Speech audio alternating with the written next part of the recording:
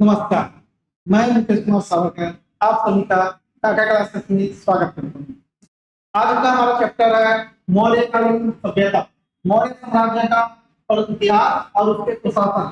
साथ में हम देखेंगे क्या सातवाहन कालीन साम्राज्य प्रशासन, इस सातवाहन कालीन का सातवाहन राजाओं छत्तीसगढ़ में क्या योगदान रहा है या छत्तीसगढ़ में क्या साक्ष्य मिले हैं। पहले देख लेते हैं इसके बारे में, मौर्य काल के बारे में, मौर्य साम्राज्य के बारे में, चंद्रगुप्त अशोक जैसे महान राजाओं के बारे में। जैसे कि मैंने आपको बताया था, हम प्रभु श्री रामचंद्र की जनता रह चुके हैं, इसी तरह से हम चंद्रगुप्त और अशोक जैसे बड़े शासकों की भी, और इसके बाद जब हम गुप्त काल पढ़ेंगे तो चंद्रगुप्त विक्रमादित्य जैसे शासकों की भी हम क्या रह चुके हैं, जनता रह चुके हैं। तो छत्तीसगढ़ की जो जनता है वो बड़े बड़े महान शासकों की क्या है, जनता रह चुकी है। तो आज देखते हैं इसके बारे में, मौर्य साम्राज्य के बारे में, मौर्यकालीन शासक के बारे में आज हम देखते हैं। मौर्य साम्राज्य का उदय की अगर मैं बात करूं तो मौर्य साम्राज्य का उदय हुआ था कब? 322 ईसा पूर्व में। 322 ईसा पूर्व में चाणक्य की मदद से चंद्रगुप्त मौर्य जो एक सामान्य सा बालक था, तो चाणक्य ने अपने कूटनीति और अपने रणनीति के आधार पर एक ऐसा योद्धा बनाया जिसने अफगानिस्तान से लेकर, कहां से? अफगानिस्तान से लेकर उत्तर पश्चिम में ईरान, सॉरी अफगानिस्तान में ईरान की सीमा से लेकर कहां तक? कर्नाटक तक अपना वर्चस्व फहराया, अपना झंडा फहराया। ये थे कौन? चंद्रगुप्त मौर्य, भारत के प्रथम सम्राट ऐसा बोल सकते हैं आप। ठीक है, चंद्रगुप्त मौर्य ने किसकी मदद से? चाणक्य की मदद से नंद वंश के शासक घनानंद को क्या किया इन्होंने? परास्त किया। नंद वंश के शासक किनको? घनानंद को परास्त किया और मौर्य साम्राज्य की यहाँ क्या रखी? नींव रखी। ये मगध साम्राज्य का ही एक हिस्सा था। मगध साम्राज्य के अंतर्गत अंतिम शासक जो आया था वो नंद वंश का कौन थे? घनन। और घनन के बाद में मगध साम्राज्य में ही मौर्य वंश की नींव पड़ी। और ये जो मौर्य वंश की नींव पड़ी ये सिर्फ मगध साम्राज्य तक सीमित नहीं रहा, बल्कि एक विशाल साम्राज्य बन गया जो ईरान की सीमा से लेकर कहां तक? देखिए ईरान में क्या चल रहा है? युद्ध चल रहा है। वहां से लेकर भारत में कर्नाटक तक एक तरफा राज था किसका? चंद्रगुप्त मौर्य का।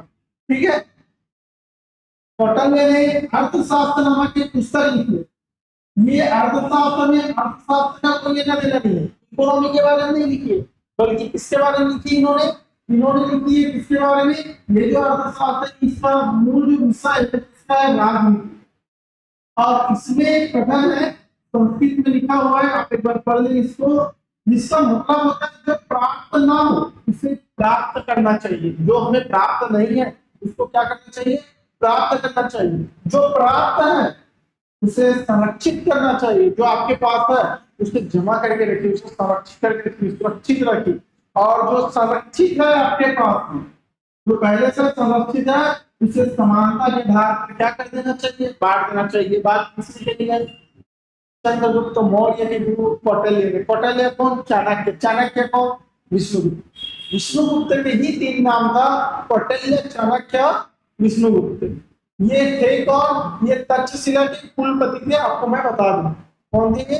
तक्षशिला के कुलपति थे। बहुत ही ज्यादा विद्वान, ज्ञानी और राजनीति में बहुत ही मजबूत पकड़ रखने वाले कौन थे? चंद्रगुप्त के गुरु थे ये। ठीक है, तो छत्तीसगढ़ में देखते हैं, ये तो हम किसकी बात कर रहे थे? भारत की। छत्तीसगढ़ में देखते हैं, छत्तीसगढ़ में उसका क्या साक्ष्य मिला है? छत्तीसगढ़ में मौर्यकालीन, जैसे कि मैंने बताया था, राम युग से लेकर महाभारत युग तक से सभी युग के, चाहे बौद्धकालीन हो, जैन धर्म हो, सभी के महागणपत से लेकर सभी के हमारे छत्तीसगढ़ में कुछ ना कुछ साक्ष्य मिले हैं। उन्हीं में से साक्ष्य मिले हैं किसका? मौर्यकालीन साक्ष्य मिले हैं। तो क्या साक्ष्य मिले हैं देखते हैं नेक्स्ट। देखिए ये रहे आपके सिक्के। उस समय ऐसे दो सिक्के नहीं होते, ऐसे सिक्के रहते थे चौकोर। ठीक है, ये दोनों क्या है? सिक्के। और जिसमें रेड मार्क है क्या चीज? वो है पंचमार्क, मुद्रा है। देखिए अभी जो हमारा सिक्के आते हैं, सिक्के में देखेंगे 1 रुपया 2 रुपया ऐसा लिखा रहता है, वो भेड़ा हुआ है ना, वो प्रतीक चिन्ह रहता है। और उसमें पीछे साइड देखना क्या रहता है? भारत सरकार का चिन्ह रहता है उसमें, है ना, 3 से 4 साइड वाला, 3 से लिखते हैं। वो क्या है? वो मुद्रा की पहचान है। तो पहले ये वाली जो आपकी 1 रुपया 2 रुपया वाली सिक्का है ना, इसका 1 रुपया 2 रुपया कोई वैल्यू नहीं। अभी आपके पास 500 रुपया है जो आपकी जेब में, 500 रुपया उसका वैल्यू नहीं है, वो सिर्फ एक कागज है, उसमें प्रिंट हुआ है क्योंकि वो 500 रुपया है। प्रिंट को हटा दे या नोट बदलते ही वो एक सिंपल कागज हो जाता है। लेकिन उस समय जो मुद्राएं चलती थी, चांदी के सिक्के है, सोने के सिक्के है ना, ये सब जो चलता था ये एक्चुअल मुद्रा होती थी। तो चांदी की जो वैल्यू है वही वैल्यू, जैसे कभी सोने के 1 ग्राम की वैल्यू कितनी है, 70,000 थी, अभी क्या चली गई है, 1 लाख से ऊपर चली गई है ना। 1 लाख जो भी रेट है उसका मान चलो 1,30,000 है, अगर मान के चलते हैं तो 1,30,000 उसकी सिक्के की वैल्यू ही है, वो सिक्का उतने का ही है ना, उसकी वैल्यू कम ज्यादा नहीं होगी। उसको चाहे गला दो चाहे कुछ भी करो, 1 ग्राम सोना है उसकी वैल्यू उतना ही रहेगा। लेकिन अभी जो मुद्राएं हमारे पास वो कागज है, ठीक है। यहाँ पे जो सिक्के मिल रहे हैं चांदी के सिक्के हैं, और इनमें सील लगा हुआ है, किसका, मौर्य साम्राज्य में। ये मौर्य साम्राज्य के चिन्ह है, ये सिक्के किसके हैं, मौर्य साम्राज्य के। इसी को बोला जाता है क्या, आहत सिक्के, से ही क्या कहते हैं, आहत सिक्के, पंचमार्क कॉइन। आहत का मतलब है कि चोट पहुंचा हुआ, मतलब इसको चिन्हपुरी से या किसी वस्तु से जिसमें राजा का चिन्ह है उससे क्या किया गया है, ठोका गया है, वहां पे क्या कर दिया गया है, आहत कर दिया, चोट पहुंचा दी, गड्ढा कर दिया गया, ठीक है। इसको क्या बोलते हैं, आहत सिक्के। ये आहत सिक्के कहां से मिले, मौर्यकालीन आहत सिक्के जो है वो कहां से मिले, मौर्यकालीन आहत सिक्के जो मिले हैं वो कहां से मिले हैं आपको, वो मिले हैं अकलतरा ठठारी।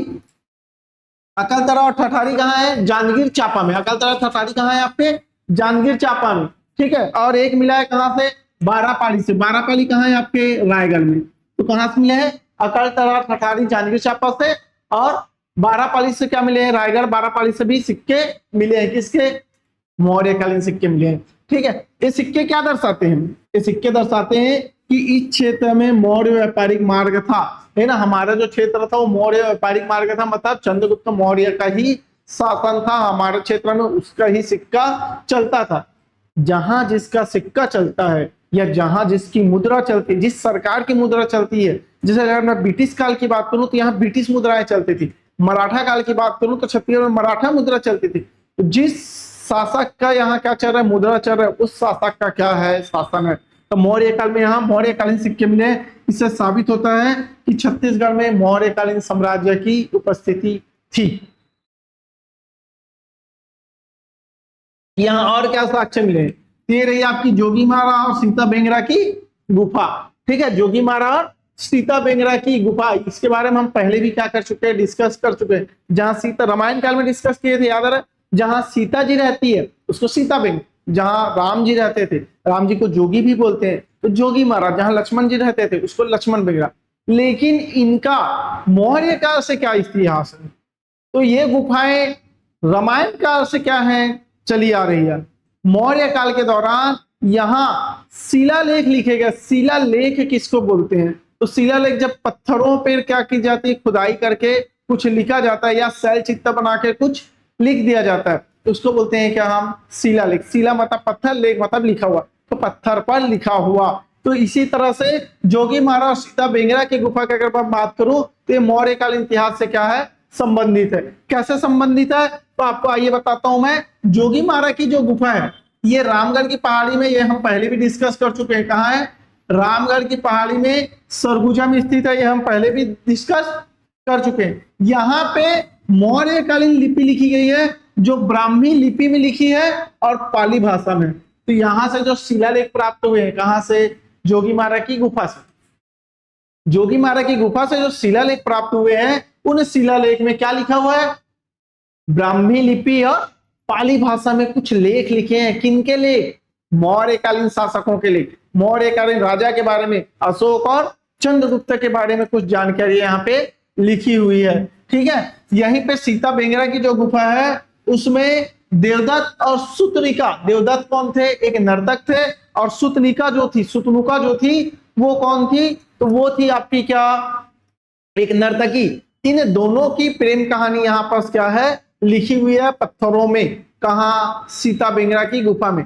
अब ये नर्तकी थी और यहाँ पे क्या चलता था, नाट्यशाला चलता था, इसीलिए सीता बेंगरा की गुफा को सबसे प्राचीन नाट्यशाला के रूप में भी जाना जाता है। तो सीता बेंगरा देखिए यहाँ किसका प्रेम कहानी था, देवदास से शुतनु का, और कलाकार थे कौन, देवदत्त, दोनों का प्रेम गाथा यहाँ पे क्या है लिखा हुआ है, ठीक है। और सबसे महत्वपूर्ण चीज क्या है, ये प्राचीन नाट्यशाला, सबसे प्राचीन मौर्यकालीन सबसे प्राचीन नाट्यशाला कहाँ स्थित है, आपका सीता बेंगरा की गुफा में स्थित है। क्लियर। प्रशासन के 7 अंग, हमारा जो कौन है चाणक्य, चाणक्य ने यहाँ पर क्या बनाया था, प्रशासन के लिए 7 अंग बनाए थे। जिस 7 अंग की अगर मैं बात करूं, इस 7 अंग में 7 लोग को शामिल किया जाता था, जिसके उसी सिद्धांत के आधार पर क्या किया जाता था, कार्य किया जाता था। तो 7 अंग कौन कौन से हैं, तो देखिए यहाँ पे पहला अंग दिया है, यहाँ से क्या मिस हो गया है, पॉइंट शायद बनाते वक्त एक लाइन में चला गया, वो तो कट गया है ना। तो यहाँ पे सिर्फ 4 ही दिख रहा है। एक है कौन, स्वामी। स्वामी किसको कहा जाता था, राजा, जो खुद राजा होता था और शासन करता था, उसको क्या बोला जाता था, स्वामी। ये राज्य का सबसे प्रमुख होता था। इसके बाद आता था अमात्य। अमात्य मतलब जो प्रधानमंत्री होता था, मुख्यमंत्री होता था, कुशल मंत्री और प्रशासनिक अधिकारी होते थे, इनको एक साथ बोला जाता था अमात्य। फिर आता था जनपद, राज्य का जो क्षेत्र है उसकी जितनी जनसंख्या है, जनसंख्या के आधार पर क्या किया जाता था, उसको जनपद। इसके बाद आता है दुर्ग। दुर्ग किस लिए बनाया जाता था, सुरक्षा के लिए बनाया जाता था, किला होता था एक। दुर्ग क्या होता था, एक किला होता था। और किला के लिए क्या, किला क्यों बनाया जाता है, किला बनाया जाता है किसके लिए, सुरक्षा के लिए। तो किला क्यों बनाया जाता है, सुरक्षा घेरे के लिए बनाया जाता था। और अगला होता है इसी में क्या, कोष। अगला होता है एक दंड बल, इसी दंड बोला जाता है, तो इसे बल बोला जाता था। एक्चुअल में क्या होती थी, सेना। और एक होता है क्या, सहयोगी। ये हो गया आपके 7 अंग। सहयोगी मतलब मित्र, जो क्या देते थे, संदेश, गुप्त जानकारियां, आसपास की जानकारी। मित्र या एक प्रकार से इसको क्या बोल सकते हो आप, ऐसा बोल सकते हैं, हमारे सहयोगी जो होते हैं, हमारे हर काम में जो हेल्प करते हैं, हमारे मित्र राजा जो होते थे, उनको सहयोगी बोलते थे। दंड बल या सेना है, ये भी सुरक्षा के लिए जरूरी रहती थी। और कोष मतलब जो खजाना होता था, उसको बोला जाता था क्या, कोष। अगर मैं सेना की बात करूं तो कहा जाता है मौर्य साम्राज्य में चंद्रगुप्त मौर्य के पास लगभग 6 लाख की पैदल सेना थी और लगभग 30,000 की अश्व सेना थी। मैं आगे की स्लाइड में आपको वो दिखाऊंगा, ठीक है। नेक्स्ट चलते हैं, ये देखिए केंद्रीय प्रशासन या प्रमुख तीर्थ ही बोला जाता है इसको। तो केंद्रीय प्रशासन में सबसे ऊपर होता था कौन, मंत्री परिषद। ये अध्यक्ष होता था, ये राजा का जो है मुख्य सलाहकार होता था। और जितना प्रशासन है उसका प्रधान होता था। आज की डेट में अगर बात करें तो सचिव ऐसा बोल सकते हो आप, ठीक है, जो राजा को क्या देता है, मुख्य सलाह देता है, ठीक है। तो राजा का मुख्य सलाहकार होता था, प्रशासन का प्रधान होता था। अगला होता था समाहर्ता, ये राजस्व विभाग का होता था, मतलब राजस्व विभाग का सर्वोच्च अधिकारी होता था। आज के डेट में देखे तो कलेक्टर, ठीक है, जो टैक्स कलेक्ट करता है, कलेक्टर नहीं करता टैक्स कलेक्ट। हमारे यहाँ टैक्स कौन लेता है, प्रशासन ही लेता है ना। उस प्रशासन का प्रमुख कौन है, राजस्व विभाग का प्रमुख कौन है, तो सबसे ऊपर जाएंगे तहसीलदार, तहसीलदार के ऊपर जाएंगे एसडीएम।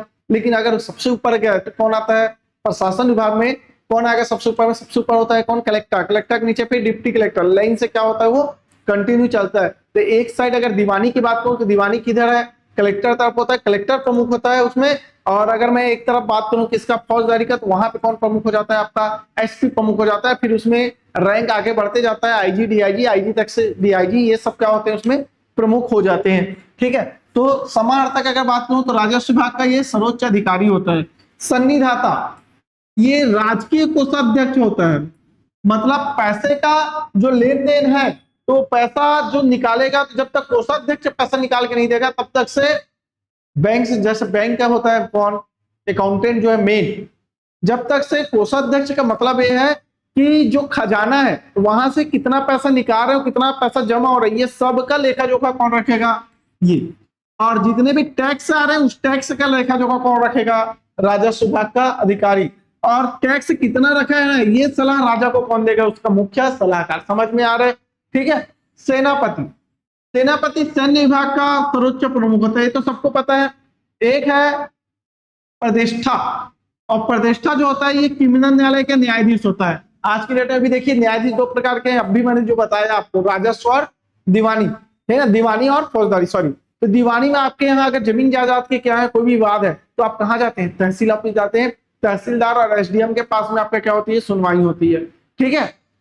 लेकिन अगर आपने चोरी डकैती लूटपाट किया तो आपको कहाँ ले जाया जाता है, न्यायालय ले जाया जाता है, वो फौजदारी है, वहां पे क्रिमिनल जो होते हैं वो होते हैं। यहाँ पे क्रिमिनल वाले को क्या बोला जाता है, प्रतिष्ठा, और जो राजस्व विभाग वाला है उसको बोला जाता है क्या, समाहर्ता, ठीक है। नेक्स्ट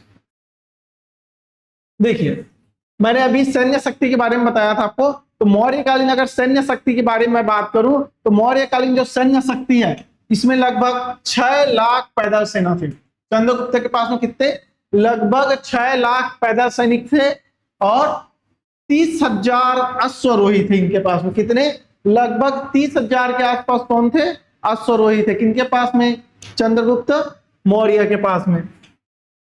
गुप्तचर व्यवस्था की अगर मैं बात करूं तो गुप्तचर को यहां पे गूढ़ पुरुष कहा जाता था।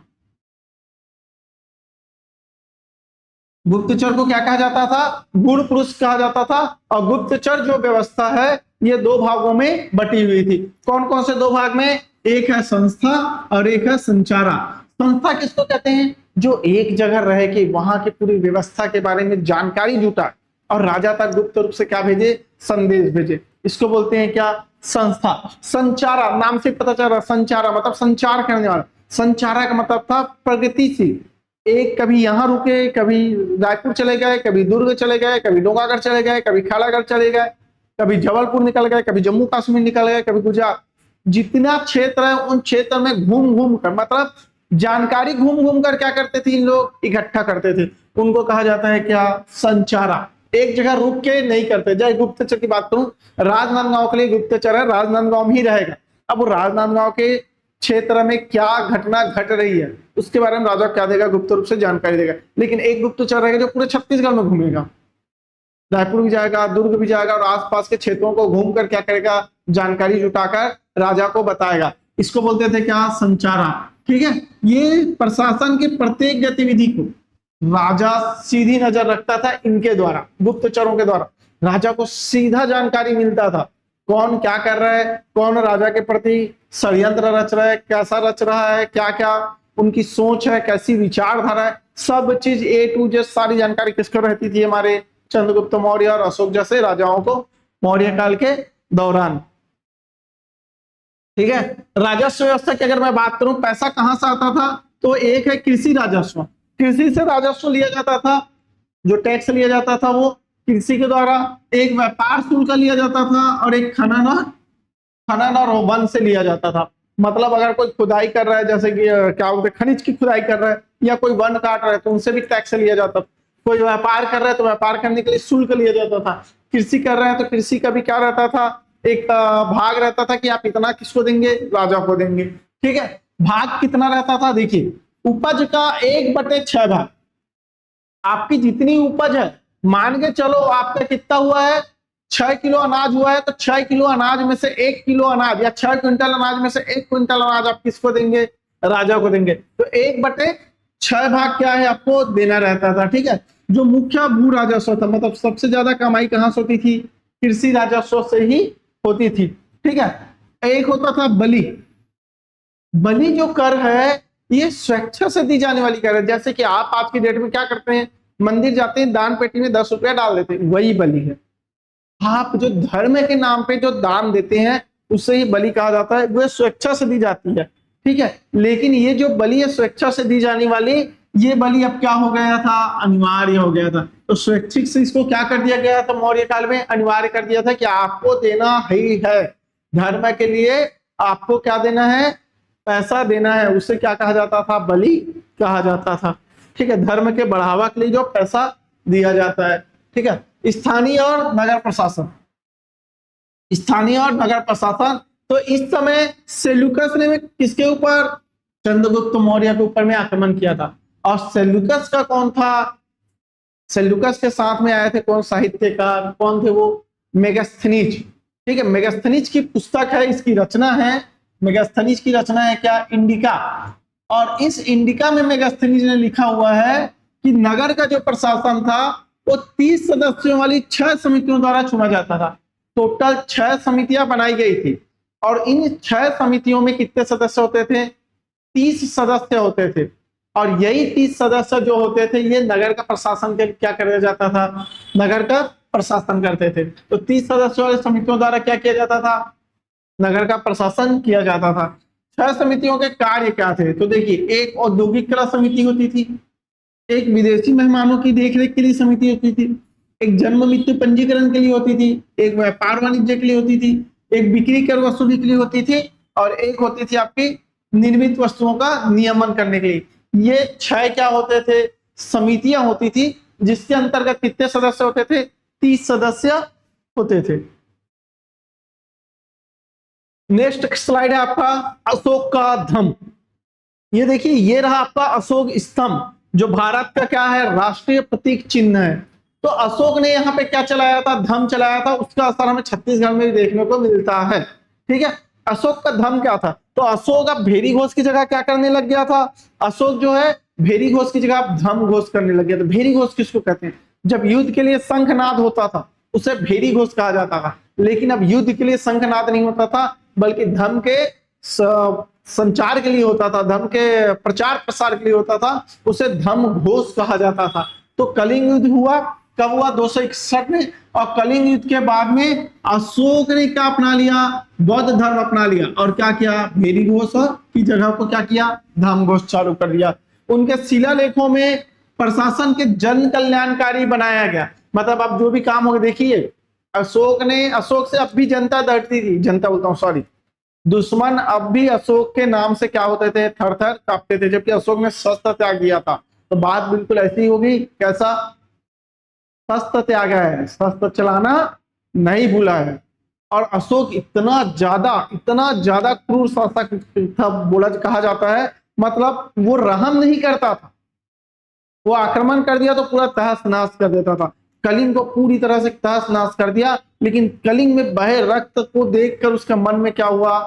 वैराग्य जाग गया। एक प्रकार से देखा जाए तो मतलब उसके मन में हुआ कि ये मैंने क्या कर दिया, छोटे से चीज के लिए इतना खून बहा दिया। और उसके मन में दया की भावना आ गई और उन्होंने शस्त्र त्याग दिया और उसके बाद क्या अपनाया? बौद्ध धर्म अपनाया। पहले अशोक कौन था? एक मौर्य था। ठीक है, अशोक मौर्य एक्चुअल में। अभी हम अशोक को मुख्य रूप से किस रूप में जानते हैं? बौद्धिस्ट के रूप में जानते हैं। उन्होंने इसी युद्ध के बाद, कलिंग युद्ध के बाद में क्या अपनाया था? बौद्ध धर्म अपनाया था। और छत्तीसगढ़ की गुफाओं में जो शिलालेख मिले हैं उनसे हमें पता चलता है कि उन्होंने क्या चलाया था? जन कल्याणकारी नियम बनाए थे। किसके लिए?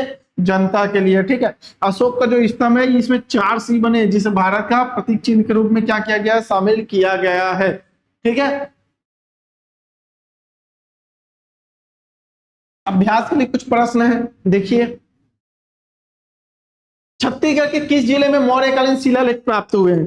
तो छत्तीसगढ़ के किस जिले में मौर्यकालीन शिलालेख प्राप्त हुए हैं ये आप मेरे को बताएंगे। चाणक्य सप्तांग सिद्धांत के 3 अंगों को बताएंगे। मैंने 7 अंग बताए आपको, आपको इनमें से 3 अंग आपको क्या करने हैं?